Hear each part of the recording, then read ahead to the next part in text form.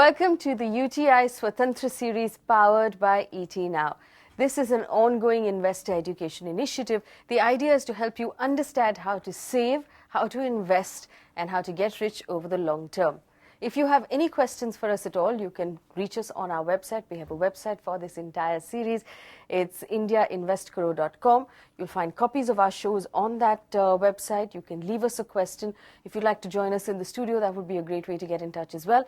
Alternatively, you can tweet out a question, #InvestGuru. It'll be our pleasure to hear from you. We have an audience full of very young people. They're all married. They're looking forward to starting families soon. And the idea is to get together right now and put our heads together and come up with the best financial plan for someone who's planning to start a family in the next couple of years. Two gentlemen in the studio helping us answer all of those questions. Quick round of introductions. Nikhil Nayak is the Chief Growth Officer at Nayak Wealth. And Bharat Ghia is the Executive Vice President, Head Banking and Distribution Channel at UTI Mutual Fund. Gentlemen, thank you so much for coming in. We keep talking about saving, investing, picking the right products, but the truth really is that the biggest advantage all of the young people have, especially this particular group, is time and is age, the fact that they can start now. And if they start now, they'll save themselves a lot of heartache in the future. Talk about how, they can make the most of the time they have right now. 50% of our population is around 25. More than 65% is around less than 35. And the biggest asset, like Einstein had said, that eighth wonder of the world is power of compounding. And power of compounding does not need too much of money. It needs more of time. So if they can actually give lot of time to their money. Just to give you an example, if they are at 30 and in next 30 years if they keep saving 1 lakh rupees, even if the money grows at 8%, they'll have 1.27 crores on their hand. It's quite a bit of money. And if the money grows at 15%, they'll have 4.95 crores on their hand. So I think power of using time and power of compounding, they can actually make a lot of wealth for themselves in coming times. But we talked about 1 lakh rupees a year, and that might seem like a lot of money. But even if we broke it up and did a minimum 1,000 rupees a month right now, or 5,000 rupees a month right now in a mutual fund, in an SIP, which is actually currently in our market the simplest way to approach investments. What kind of power can that give me over the course of 30 years if I start today? I think three things in in savings are important. One is how much I should save. Two, how long I should save. And third is what kind of returns I can generate out of the savings which I do. Out of these three things, third thing, you should always leave it to the people to whom you give your money. The two things which is very important is to start with is how much I can save and how long I should be saving it. So power of compounding will always help you if you have a saving plan for the long term and not for the short term, because all your expenses are going to happen over a period of time and not going to happen immediately. And you design your financial planning accordingly, where you require a smaller percentage to use it immediately, but larger percentage you require for the future. But two things which is very important is start saving and then, saving it for the longer term. So that is going to help you, building in capital over a period of time. One of the most charming things about the audience we have in the studio today is that it's dominated by women. And I think that's a really heartening thing to know that among these new married couples, women are taking control and saying, okay, you know what, I'm going to get this done. We're going to start saving and I'm going to make sure we do it, which for me is really heartening to see more and more young women take control of their finances and their husband's money also, if you can. I want to start opening the floor for questions. If you have a question, go ahead. Majorly my investments are into either a fixed deposit, as our elder also suggests us for fixed deposits and all, or either insurance policies and all. So I want to understand, is it risky in investing mutual fund or is it safe to play in mutual fund? Actually, before we answer that question, I have another question for you. When you say you're investing right now, whether that's in fixed deposits or in insurance policies, what is this money for? Do you have a plan for this money? Are you putting it in with a specific idea of what you're going to do with this money?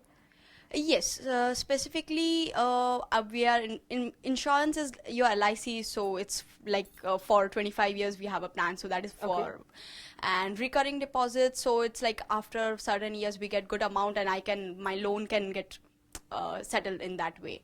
What loan is this? Home loan. Okay, so you have a home loan. Okay. Yes. So and investments like for you need require for future also for your parents and all. So some kind of investments in that as well. All right, so Fixed deposits there are and all. 3 goals here. One is a home loan that needs to be paid off. The other one is short-term or medium-term goals which might arise over the next 3 or 4 years, if I'm not mistaken. And then there's the 25-year, 30-year goals of maybe retirement. I want to first address this, which I think is very important for everybody who's listening and everybody who's watching at home. The idea of paying a loan and running a recurring deposit side by side with the same bank is hugely damaging to your money. Do you want to explain to her why? Yeah, absolutely. So you're getting, let's say, 8% on your recurring deposit, and on the same money, you're actually paying them 10% or 11 or 12%. I've always said that biggest asset in a bank's balance sheet is our ignorance. So this ignorance is actually eating into your investments. You're actually not working for yourself. We are actually working for the bank.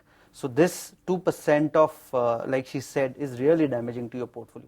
The first thing that I would suggest is try and enhance your EMIs or make some larger amounts towards your home loan, and then try and reduce your tenure of the overall loan, or reduce the overall amount that you are supposed to pay over a period of time.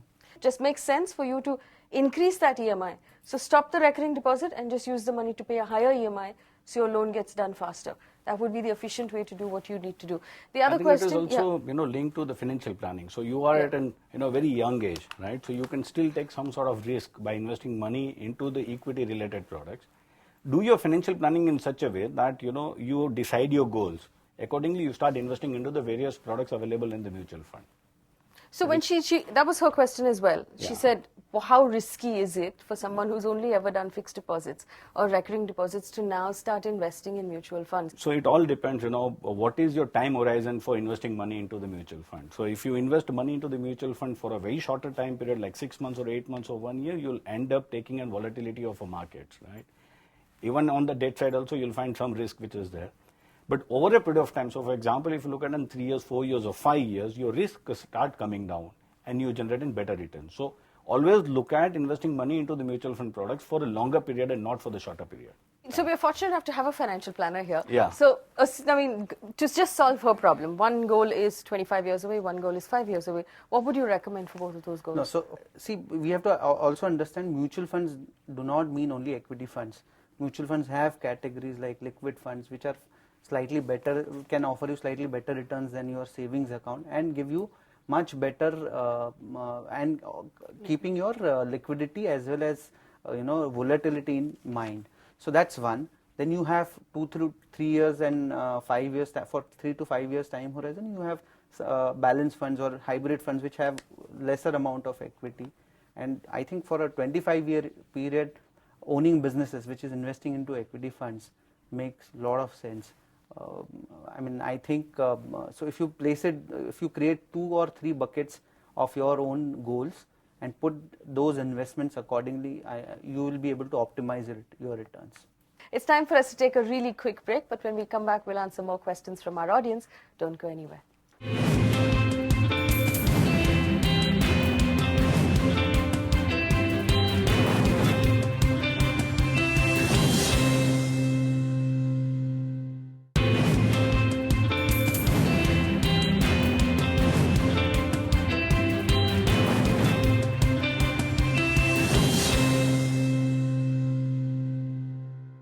Welcome back. You're watching the UTI Swatantra series powered by ET Now. Thank you for staying with us. We're answering questions of young people who are looking to start families soon, and they're trying to make the most of their finances and prepare for the big responsibilities of life. And they have lots of questions. I'm going to take a question from this side. Does anybody have a question?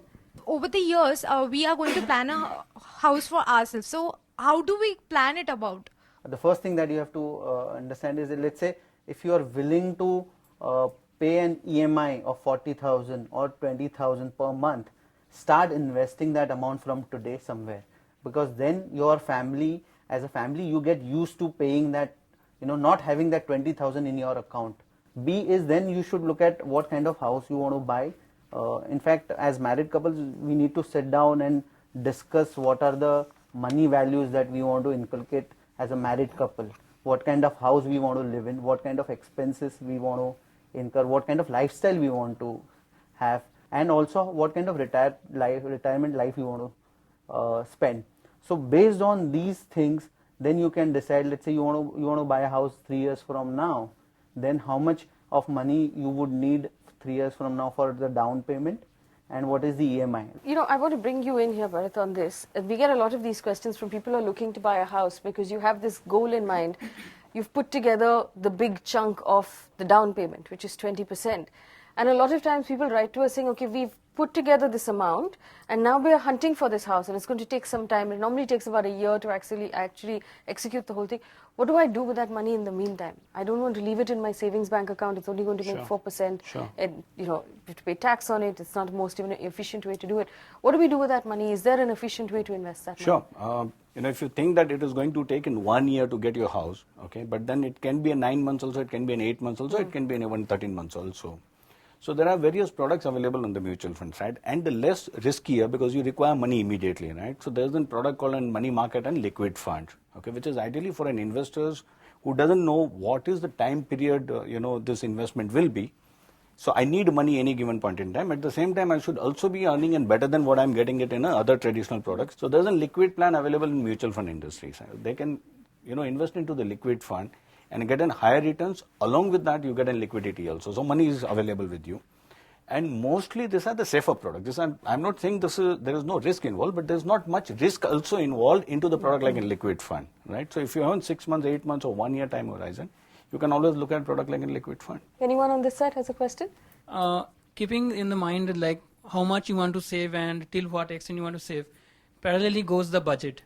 Correct. Okay, so in certain circumstances, how do we do this planning? See, what happens in India, we generally save money after, you know, meeting all our expenses. Ideally, it should be other way around. You should save first, and then whatever money is available, you should spend that money. You also look at what are your goals. So if you have a 2 years goal, okay, then certain percentage of your investment should go into 2 years product. If you require money after 5 years, right, so certain percentage of your savings should go into the product which gives you better returns after 5 years. So you have to decide your time horizon first. Accordingly, there are the products available in the mutual fund where you can invest money. Over the last 3 years, salaries have not grown at the same pace as inflation has grown. So a lot of us, if we've only gone up, say 10% year on year, you'll find that your budget is a little tight at this point because expenses have gone up far higher than our salaries have moved. So what is your advice normally to a client who's just trying to budget, maybe cut down some expenses, find out where, you know, the money is going out right now from the family budget? What's the best way to do that? So I agree, and not only the inflation has gone up, the lifestyle inflation has also gone up. If we can actually look at our EMIs, there are a lot of leakages that we see in our own portfolio. You know, managing those smaller things smartly can actually give you additional money. Rupees saved is rupee earned. You know, you can save on EMI. One can go back to the bank and try and reduce our interest rate. We can check for credit card. Are we paying additionally? Especially in younger crowd, we see this, that people tend to roll over their credit, and we end up paying 36% to the bank. These are small things that can be followed, and you can actually save a lot of money over there. And then comes the investment part. Like Bharat Bhai was saying, if you actually ensure that the day money hits your account is invested somewhere else, it could be a recurring deposit or a SIP or anything. It should not remain in your savings account. That's the key. Once you do that, once it is little difficult for you to access that money again, then saving and budgeting doesn't become much of a problem. The young man in the front, go ahead. I have so many options in front of me for investment like PPF, FD and other. So I'm just little bit confused, and how can I get like better life value of money of like with respect to time? How should I get and that value, and where should I go? I think you talked about all the options, but equity or mutual funds. I think you shouldn't be investing into fixed deposits or PPF. You have to actually identify your goals, and if you have 3 years, 2 to 3 years of time horizon for your goals, it's more of parking than investments. So you can actually look at recurring deposit, liquid fund, SIP or something of that sort for a 3-year time horizon. For investments, you also talked about insurance. To my mind, if I was to invest, I would not invest into an insurance scheme. I would purely, I'll just take a pure term cover and start investing that money somewhere else, because term cover is the cheapest. you should not ideally mix the two investments and insurance into one product. So that's one. The second is if you have other goal which is 20 years from now, you should definitely look at investing into equity SIPs or investing into equities directly if you have the time and knowledge. But like you said, you would not want to dedicate, you don't have that time and knowledge. So I would go with an equity SIP for you in the long run. Because just remember one thing, when you are investing into a fixed deposit, you are actually lending money to the bank. Okay, in the 20-year time period, by lending one cannot become rich. One can create wealth only by owning something. So if you're comfortable lending money, that is investing into a fixed deposit in that bank, I think even if you own that bank for next 10, 15 years, you will create much more wealth than you would have created in fixed deposits. I think there are 2-3 things which is very important which you need to look at when it comes to investing into the mutual fund vis-a-vis the other products. One is how liquid your investments are, number one. Number two is what kind of post-tax return you generate out of the investment what you made, right? And are you generating more than the inflation rate? I think if you look at these 3 things, then you will always find mutual fund is a better option to invest money. And as I mentioned about 3 benefits you get, I think that's the only option available for an investor like you. I think 2 things which is very important. One is a discipline in investment, right? The other important is, and for everyone is, reduce your high debt, for example, investment. So for example, credit card. As you mentioned about credit card, you end up paying a lot of interest on credit card itself. So you need to cut down that first. Then whatever surplus is available, you start investing money into the mutual fund. All right, it's time for us to take another very quick break. But when we come back, more questions from our audience. Don't go anywhere.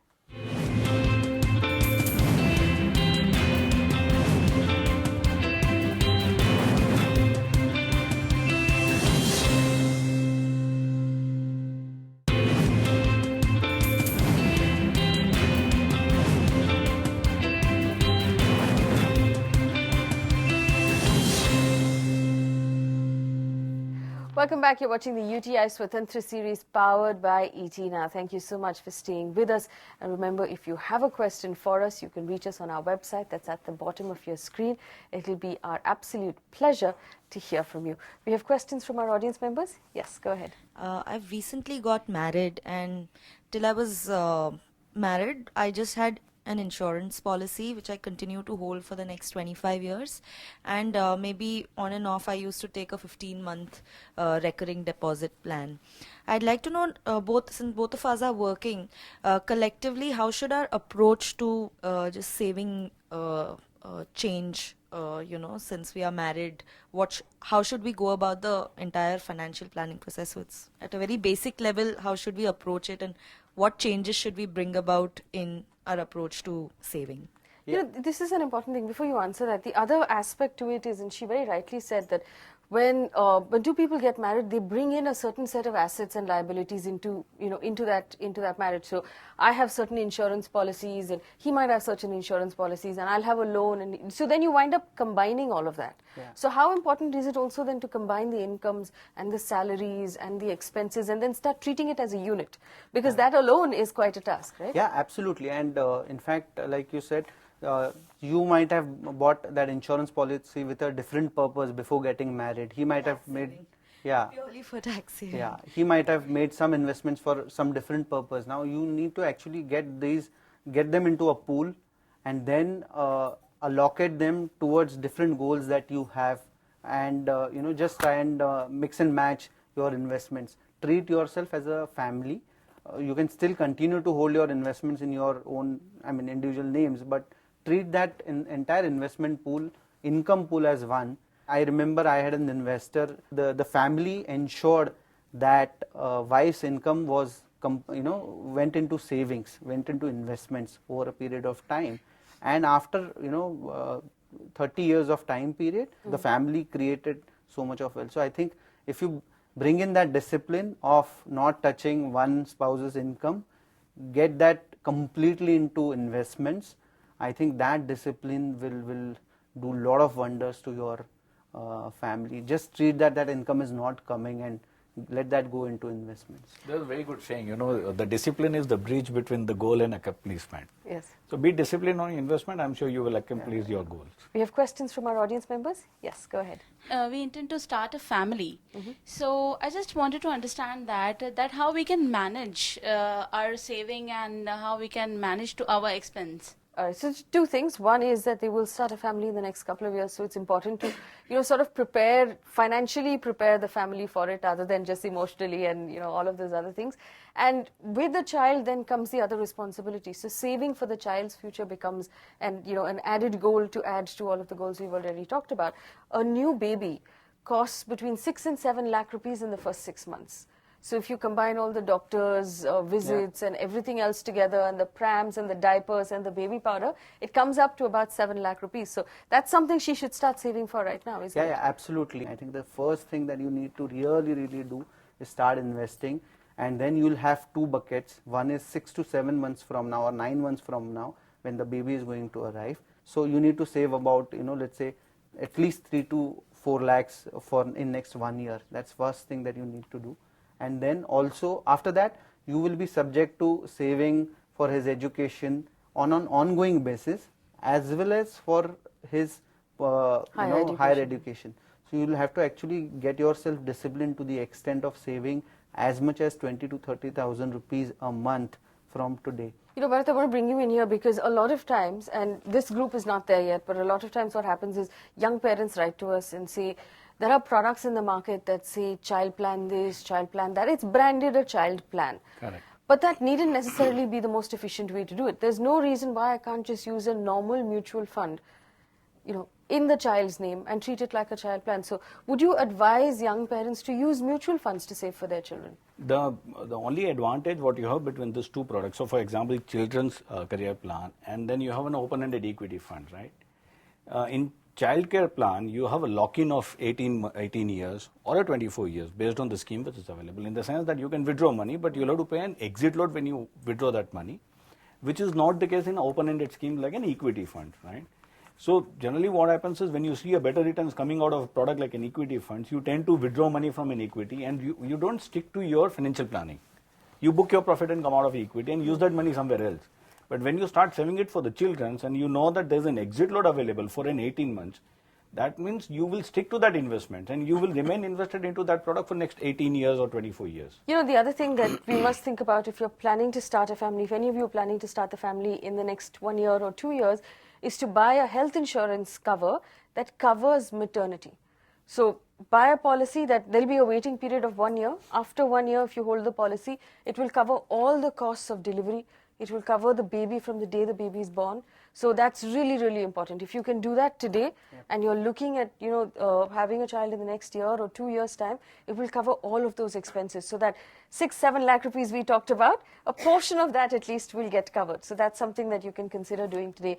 There are a lot of fear, among youngsters. They always think that how much money I should start investing. So, whether it is 10,000, 15,000, 20,000 rupees, I think in a mutual fund you can start as low as 500 rupees, right? So when you have a children's, you can start doing an SIP, which is a systematic investment plan of a 500 rupees per month. And when you start investing into that product, and after 15 years or 20 years, when you look at your corpus will be big.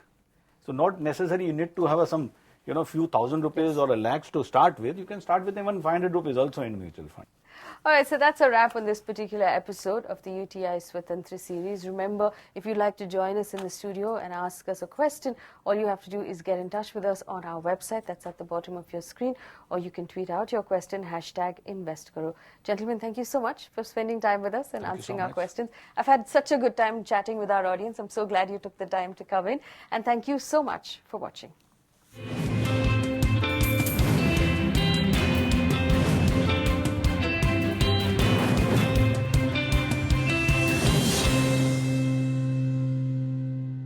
Brought to you by UTI Mutual Fund. हक एक बेहतर जिंदगी का. Mutual fund investments are subject to market risks. Read all the scheme-related documents carefully.